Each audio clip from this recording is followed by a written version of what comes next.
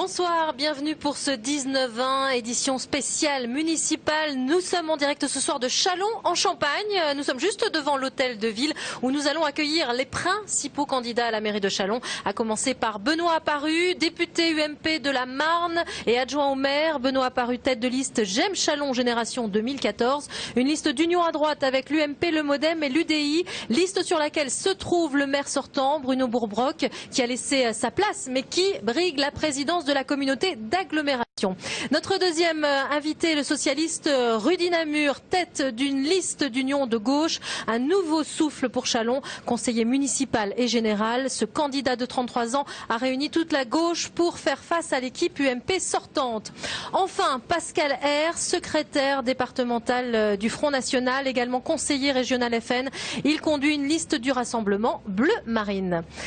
À mes côtés ce soir, Michel Pigeon. Bonsoir Michel. Bonsoir Véronique. Alors nous allons accueillir dans un instant nos trois candidats. On va parler à présent du centre-ville de Châlons-en-Champagne avec des commerces qui disparaissent. De nombreux locaux sont laissés vacants. Beaucoup dénoncent des loyers trop chers. À l'approche des élections municipales, la politique de la ville est montrée du doigt. On va en parler juste après ce reportage signé Catherine André et Styliana Pev.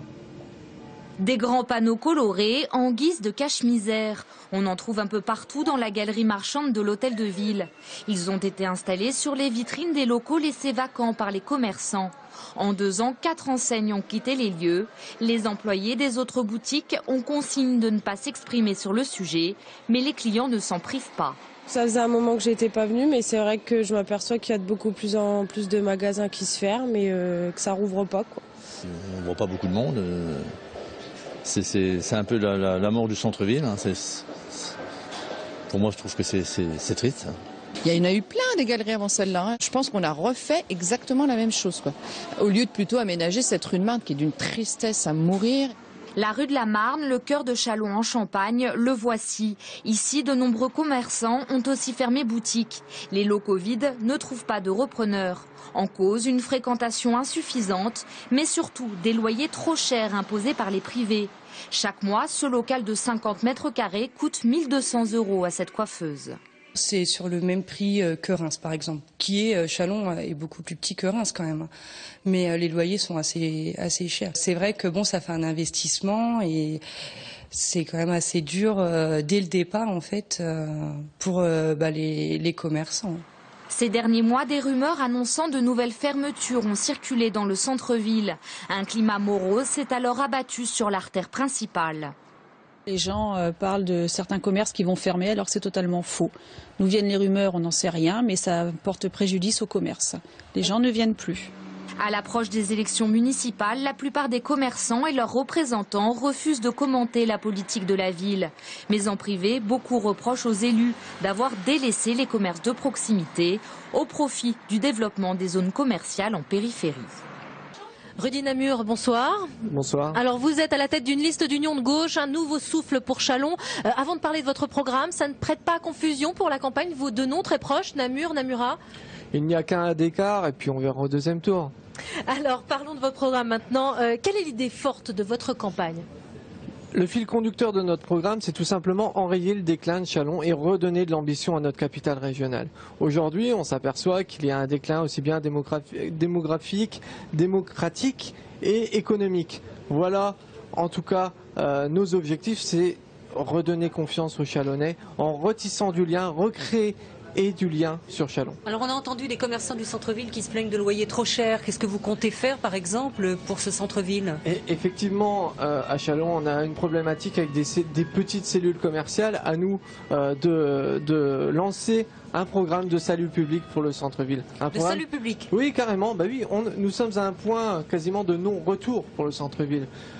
Il y a un constat d'échec qui est dramatique, vu le nombre de cellules commerciales. Qu'est-ce que vous comptez faire? Donc, utiliser systématiquement le droit de préemption, c'est également mettre en place une plateforme. C'est-à-dire que la ville rachèterait ces cellules? Mettre en place une plateforme de e-commerce aussi pour lutter ou pour concurrencer l'ouverture des commerces le dimanche et l'outil internet. C'est une politique tout azimut, que ce soit plan de circulation, plan de stationnement. C'est également stabiliser l'existant en matière de développement économique. Qu'est-ce que vous voulez faire en matière de stationnement? Mais c'est revoir complètement le plan de stationnement avec certaines zones piétonnes, certaines zones bleues tout simplement en faisant avec le disque.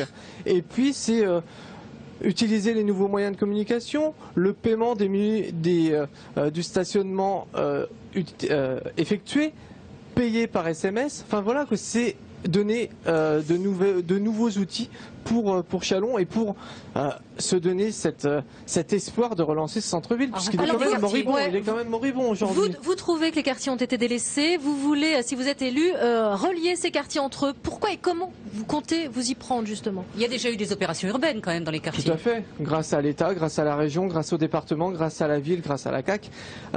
Notre local, aujourd'hui, notre local de campagne d'ailleurs, c'est le trait d'union entre rive gauche et rive droite. On s'est placé là volontairement pour créer de l'échange, créer du lien sur Châlons. Notre objectif, notamment dans les quartiers, c'est mettre en place enfin une véritable démocratie participative avec des conseils de quartier participatifs, avec une enveloppe budgétaire qui leur serait destinée, où les conseils de quartier... Les conseils de quartier existent déjà ? Ce sont des réunions d'information aujourd'hui. Le but étant aujourd'hui que ce soit les Châlonnais qui soient décideurs pour la cité. Aujourd'hui, ce n'est pas le cas. Et en plus, à côté de ça, nous souhaitons mettre en place des ateliers citoyens pour former les Châlonnais à la citoyenneté, pour qu'ils puissent prendre des responsabilités plus tard dans leur ville. Alors, sur le plan politique, ce sont des primaires au sein du PS qui vous ont désigné comme candidat face à Gérard Berthiaud. Vous avez rassemblé la gauche, mais semble-t-il pas complètement le Parti socialiste sur votre liste. Pourquoi Gérard Berthiaud n'est pas sur cette liste? Mais il n'a pas candidaté. C'est une question de procédure? C'est une question... Ou un manque d'accord entre vous? Écoutez, moi j'ai montré que je suis fédérateur. Depuis 89, la gauche était divisée. J'ai réussi à la rassembler. Malheureusement, Gérard n'a pas souhaité candidater. Il s'est reconcentré sur ses compétences et ses responsabilités en tant que vice-président du Conseil régional. Donc, en cela, ça ne porte pas de l'ombre à la campagne? Non. Sur le terrain, en tout cas, ça ne nous revient pas. On fait du porte-à-porte tous les soirs et à aucun moment on m'a évoqué la question de Gérard Berthiaud. Je pense que les Châlonnais ont d'autres choses à traiter lorsque l'on leur pose la question quelle est leur problématique à Châlons, comment ils voient leur ville. C'est tout simplement... Qu'est-ce qu'ils nous répondent? Notre ville est triste, on a envie que ça bouge à Châlons. Alors vous dénoncez une mauvaise gestion de certains dossiers d'investissement, comme la reconstruction du parc des expositions, le Capitole en Champagne. Pour vous, il a coûté trop cher? Pourtant, c'est un lieu incontournable.